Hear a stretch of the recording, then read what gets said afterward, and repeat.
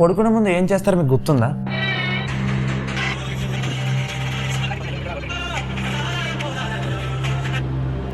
అన్ని bright visuals, red notifications and infinite scroll. అంటే అసలు ఎండ్లెస్ స్క్రోలింగ్ అనమాట. అలా ఓ అంటానే ఉంటాం స్క్రీన్.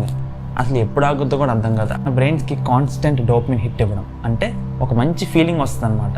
ప్రతిసారి స్క్రోల్ చేసినప్పుడు కొత్త రీలు, కొత్త అనుభూతి. ఇది మీ తప్పు కాదండి. ఈ యాప్స్ని డిజైన్ చేసే వాళ్ళు కూడా ఇదంతా ఫుల్ రీసెర్చ్ చేసి డిజైన్ చేస్తారు. కలర్స్, సౌండ్స్, రియాక్షన్స్ మొత్తం మన బ్రెయిన్ని కట్టిపడడం కోసమే చేస్తారు.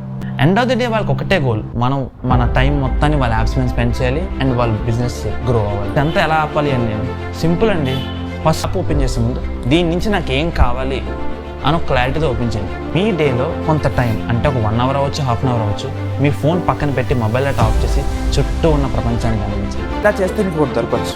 అదేనండి మీ పాత ఇన్నోసెంట్ వర్షన్.